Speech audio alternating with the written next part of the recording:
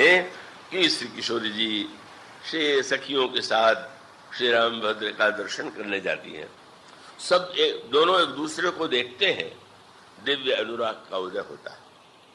पर श्री किशोरी जी के हृदय में यही प्रश्न है कि पिताजी की प्रतिज्ञा और इनकी सुकुमारता, और सुकुमारता का लक्षण तो सीता जी ने सामने देख लिया।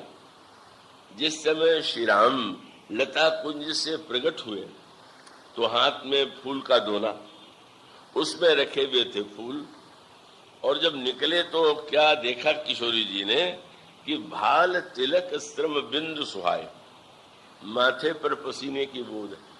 सोचने लगी जिसको फूल का दोना उठाने में पसीना आ जाए, फूल तोड़ने में पसीना आ जाए, वो धनुष को क्या उठावेगा, धनुष को क्या तोड़ेगा। बात तो तर्क संगत थी। अब क्या करें, मन में प्रेम तो है श्री राम को पाने का, और उधर फूल का दोना उठाने में और पुष्प केवल तोड़ने में पसीना है, क्या उपाय करें। तो फिर गई भवानी भवन बहुल। अब फिर देवी के पास चले। मानो लगा कि देवी बोली तो नहीं, पर उनका तात्पर्य था कि तुम्हारे अनुरूप पति तुम ही खोज लो, मैं उसको दे दूंगी कि तुम ये चाहती हो। और जब मिल गए तो पहुंच गई मां के मंदिर में। उस समय जो उन्होंने स्तुति किया, वह स्तुति बड़े अनोखे शब्दों से बनी हुई। शब्द ये है कि ये माना जाता है कि महाशक्ति जो है वही संसार का निर्माण करती है, वही पालन करती है और वही संहार करती है।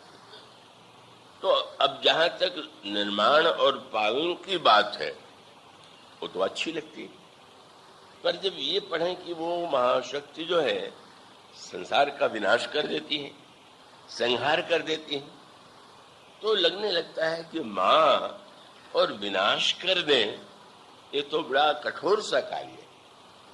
पर बार बार शास्त्रों ने यही कहा, वही बनाती हैं, वही पालन करती हैं और वही संहार करती हैं।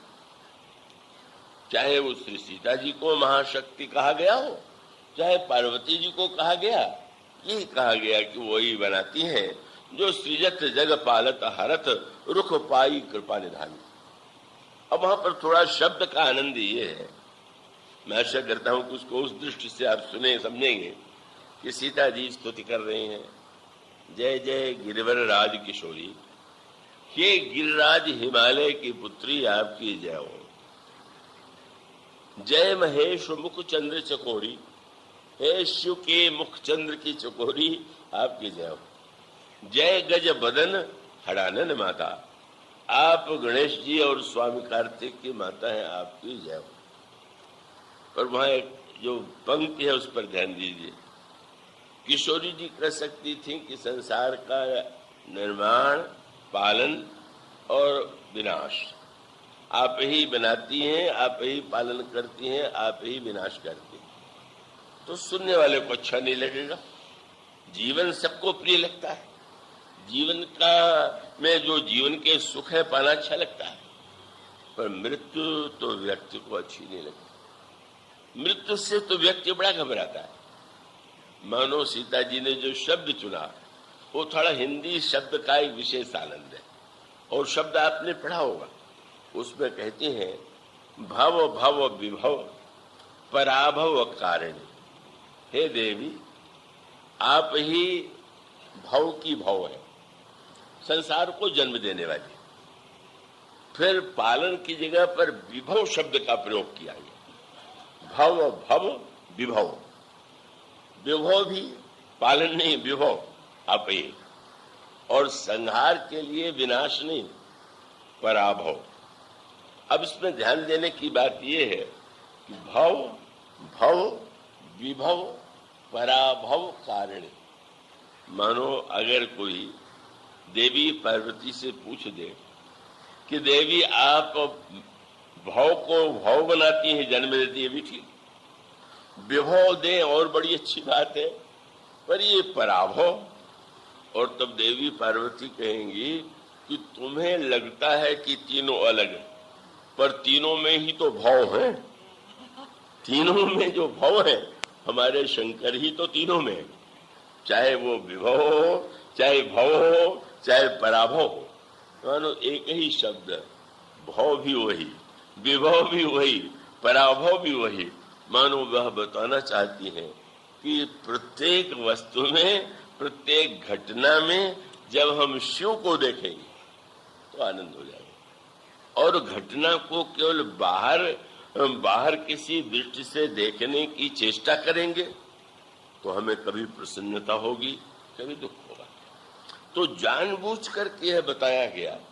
जब यह कहा गया कि भव माने संसार और भव माने शंकर, तो इसका अर्थ है कि भव का अर्थ अगर केवल संसार है तो संसार तो सचमुच बड़े विचित्र से विचित्र रूपों में हमारे आपके जीवन में आता है। पर अगर हम यह किसी तरह से ये धारणा एक दिन में नहीं बन जाती, मंच पर उसको कह देना सरल है, तो इसका अर्थ है कि एक स्थिति ऐसी आती है कि प्रत्येक क्रिया में शिव ही दिखाई देते हैं, शंकर ही दिखाई देते हैं। मानो इसका अर्थ ये है, इसका तात्पर्य है कि वह संसार जब तक हम संसार के रूप में देखेंगे तब तक वो दुख सुख का चक्र बना रहेगा। और जब उस संसार में हमको लगेगा नहीं ये तो शिव है, बस शिव का दर्शन सर्वत्र होने लगे, तब मानो यह जीवन की ऐसी स्थिति है कि जहां पर पहुंच करके यह संसार न तो दुख रूप लगता है, न अकल्याणकारी रहता है। मेरे पत्रिका में गोस्वामी जी ने कहा, अनविचार रमणीय सदा संसार भयंकर भारी। बड़ा दुखदायी है। सम संतोष दया विवेक ते व्यवहारी सुखकारी। अगर हम उस रूप में पहचान लें, इस कथा में भगवान शिव के चरित्र में जो एक संकेत मिलता है कितना सुंदर है। और संकेत यही है कि भगवान शंकर बड़ी कठिनाई से विवाह करने के लिए प्रस्तुत हो जाते हैं। और विवाह करने के लिए जब भगवान शंकर जाते हैं तो बड़ा मीठा व्यंग है। अब उसमें तो सारे देवता सम्मिलित हैं, भगवान विष्णु भी आए हैं, ब्रह्मा भी आए हुए हैं, इंद्र भी आए हुए हैं, और सारे देवताओं का ठाट बाट, उनका ऐश्वर्य देखने योग्य है। जब वो सारा समाज एकत्र हुआ और दूसरी ओर शंकर जी के सारे गण, और गण भी कैसे, किसी का एक मुख, किसी का मुख ही नहीं, किसी का 1000 मुख, किसी का पैर नहीं, किसी का सिर नहीं, किसकी भुजा नहीं। वो बड़ा विचित्र जो था, को मुखहीन विपुल मुख काहू, विनु कर पद को विनु पद बाहू, विपुल नयन। कई लोगों के, कई गणों के बहुत से नेत्र हैं, कोई नयन भी ना, अंधे भी है। जो ये दृश्य, कोई मोटा, कोई दुबला, कोई अंधा, कोई आंख वाला, जब ये दृश्य देखा विष्णु भगवान ने तो मुस्कुराने लगे। पहले तो देवताओं की स्त्रियों को हंसी आ गई, वो भी आई थी, कहने की भाई इस दूल्हे के योग्य तो पत्नी संसार में कहीं है नहीं, बड़ा अद्भुत दूल्हा है। और तब विष्णु भगवान ने, विवाह में एक आनंद व्यंग विनोद का भी होता है। विनोद अगर प्रमोद और आनंद को बढ़ावे तो बहुत अच्छा, और विनोद झगड़ा करा दे तो फिर बहुत ही बुरा। तो विवाह का प्रारंभ में तो भगवान विष्णु ने हंसी किसे किया। भगवान विष्णु ने कहा, ये सब लोग मिलजुल के मत चलो, अपना समाज अलग अलग करके चलो। क्यों? बोले बर अनुहार बरात न भाई, और हंसी करइयो पर पुर जाई। बड़ी दुर्दशा होगी, सब हंसेंगे, इसलिए बिलग बिलग हो ही चलो। सब लोग जरा अलग अलग होकर के चलो। निज निज से समाज व्यंग किया। और शंकर जी को ये नहीं लगा कि मेरा हंसी उड़ा रहे, बहुत आनंद लिया। शंकर जी ने सुना तो मन ही मन महेश मुस्काही, हर के व्यंग बचन नहीं जाही। लो यहीं से विवाह का श्री गणेश व्यंग विनोद से होने लगा। और तब आपने सिंह प्रेर सकल गण ठहरे, सारे गणों से कहा अच्छा भाई तुम हमारे पास आओ। और फिर जब बारात चली तो बारात तो अलग अलग है, जब अलग अलग है और तो उसमें सबसे जो उत्साह है वो तो बालकों के मन में है। विवाह बारात का आनंद तो सभी लेते हैं, पर बच्चों को तो ये इच्छा होती है कि बारात कैसी है, दूल्हा कैसा है और ठाट बाट कैसा है। तो सबसे पहले आगे निकल करके दूल्हे को देखें तो जिस दूल्हे के लिए हमारी सुकुमारी पार्वती ने इतनी तपस्या किया, कैसा है वो दूल्हा। जिस समय प्रारंभ में देखा ब्रह्मा को, कहीं यही तो नहीं है, तो ब्रह्मा ने मुस्कुरा करके नहीं दूल्हा पीछे गए तो विष्णु भगवान। संजोग ऐसा कि पीला वस्त्र पहने हुए हैं, रत्न मणि माणिक आभूषण से जटित है। बोले विश्वास हो गया दूल्हा दूल्हा बिल्कुल यही, दूल्हे का कपड़ा भी पहने हुए है, ऐसा ऐश्वर्य भी बहुत अच्छे वर के लिए हमारी पार्वती ने तपस्या किया। पर जब विष्णु भगवान ने कहा दूल्हा और पीछे, और सचमुच दूल्हे को जो देख लिया तो वो समझ लगा शिव समाज जब देखने लागे बिडरी चले वाहन सब भागे। डर के मारे बच्चे भागे, जितने घोड़े हाथी सबके डर के मारे भाग खड़े हुए, मानो यह कल्पना नहीं थी।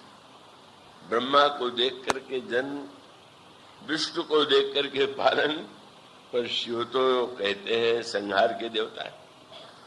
वो प्रलय के देवता, संहार के देवता, उन्हें देख करके कपकपी छूट गई और सब आकर के घबराए हुए जब घरों में बैठे तो उस समय माताओं ने कहा क्या हो गया, कैसी है बारात, कैसा है दूल्हा।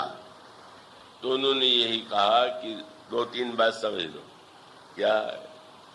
बोले वो बारात नहीं है, यमराज की सेना।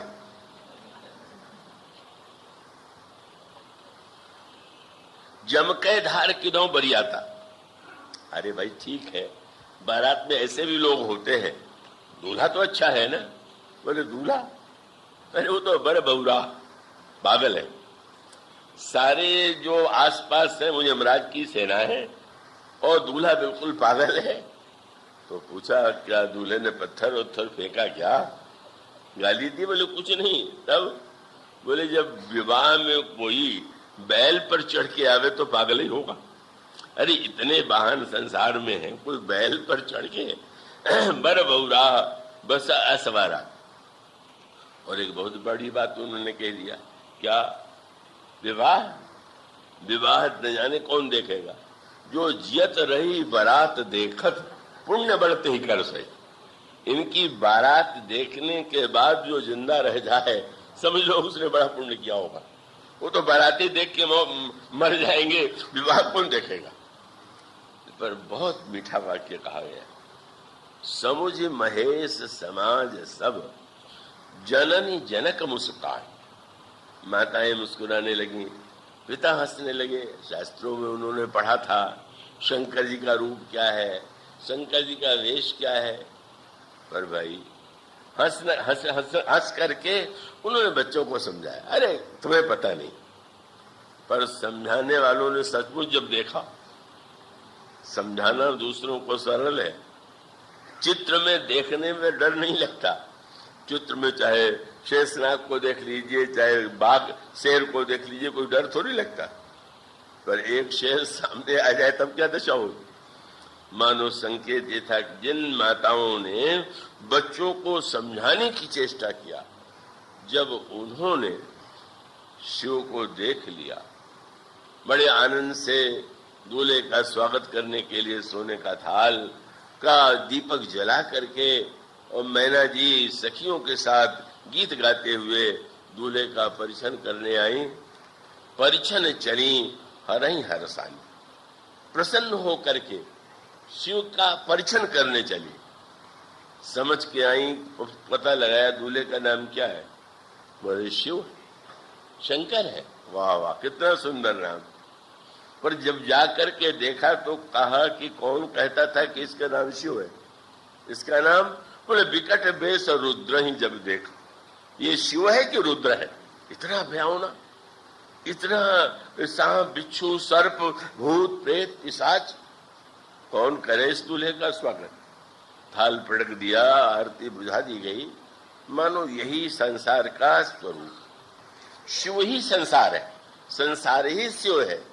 पर हम इस सत्य को सरलता से कह देना सरल है, पर जब शिव उस रूप में आ जाते हैं तब तो बड़ा से बड़ा बुद्धिमान मैना बुद्धि है, हिमांचल दृढ़ निष्ठा है का मैना की इतनी पैनी बुद्धि होने पर भी जब इस दूल्हे को इन्होंने देखा तो साहस ही नहीं होता इस दूल्हे की आरती उतारी जा सके। मानो सूत्र यही है, वह हर भी है और रुद्र भी है, शिव है।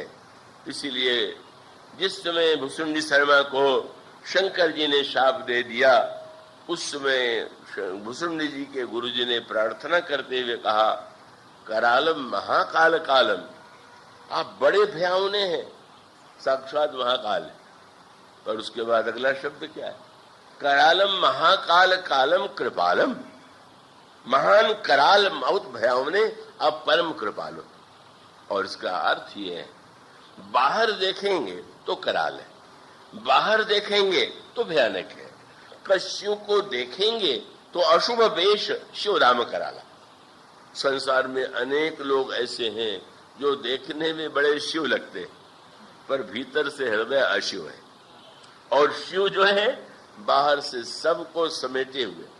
मानो कहते हैं, जीवन में मुझे स्वीकार करना हो तो मैं जैसा हूं उसमें सब में मुझे देखो, देखोगे भय तुम्हारा छूटेगा।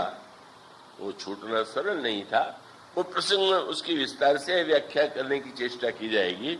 वह भ्रम तब नष्ट होता है जब देवर्षि नारद आते हैं, और नारद जी पर तो सबसे अधिक क्रोध था, क्योंकि पार्वती जी को तपस्या करने के लिए इन्हीं ने कहा था। तो कहने लगे मैना कि अरे वो साधु स्वयं तो विवाह किया नहीं, का उसने सोचा कि ये विवाह करना चाहती तो ऐसा विवाह कर दो कि जीवन भर रोती रहे। बड़ा मन कपटी, तन सज्जन चीन्हा, अश्रद्धा हो गई, संत पर श्रद्धा के स्थान पर श्रद्धा हो गई।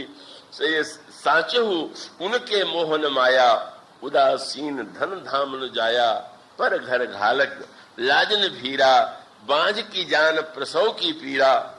मानो इसका अभिप्राय है, भगवान शिव भगवान को भगवान के रूप में पहचान नहीं पाती, और जिन संत सद्गुरु के द्वारा वह प्रेरणा मिली है उनके प्रति श्रद्धा नष्ट हो गई।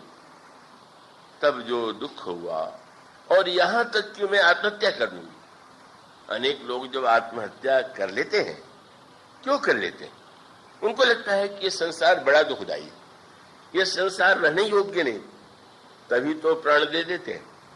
मैना के जीवन में भी ऐसा क्षण आ गया कि उन्होंने कहा, बेटी मैं पहाड़ से लेके तुम्हें कूद पड़ूंगी, समुद्र में डूब जाऊंगी, आग में जल जाऊंगी, पर ऐसे पागल से तुम्हारा विवाह नहीं करूंगी। मानो वस्तुतः ऐसी मनस्थिति जैसी संसार में आती, उस मनस्थिति में जब देवर्षि नारद जैसे संत आकर के मैना को उपदेश देते हैं, तब उनकी खोई हुई श्रद्धा पुनः लौट आती है, उनके अंतःकरण में विश्वास का पुनः उदय होता है। और इसका अभिप्राय यह है कि वो चाहे कुछ भी क्यों न हो, पर जब तक भगवती पार्वती हमारे जीवन में श्रद्धा के रूप में न आ जाए, भगवान शिव विश्वास के रूप में न आ जाए, तब तक यह संसार हमारे लिए दुखदाई ही बना रहेगा। इसलिए भवानी शंकरो वंदे श्रद्धा विश्वास रूपिणो, इसका तात्पर्य है कि हम यदि ईश्वर को देखना चाहते हैं, अपने को देखना चाहते हैं, भगवान को देखना चाहते हैं, तो हमारे अंतःकरण में भगवान शिव की यह गाथा, भगवती पार्वती का यह चरित्र बड़ा प्रेरक है। तो इस बार यह प्रसंग लिया गया है, और मुझे विश्वास है कि आगे चल करके क्रमशः इसकी व्याख्या, इसका तीनों पक्ष है।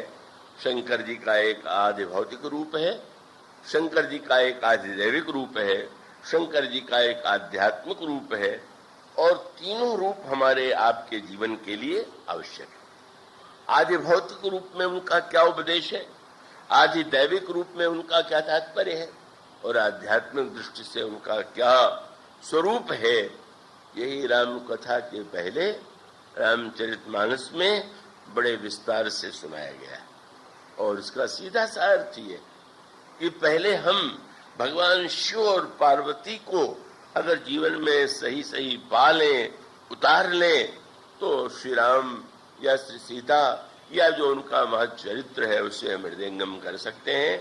वह परम कल्याणकारी का उनके चरित्र की क्रमशः चर्चा, किस तरह से पार्वती पहले सती के रूप में, बाद में पार्वती के रूप में भगवान शंकर के इस लीला का दिव्य रूप प्रकट करती हैं, इसकी चर्चा प्रारंभ होगी। आज इतना ही। बोलिए सियावर।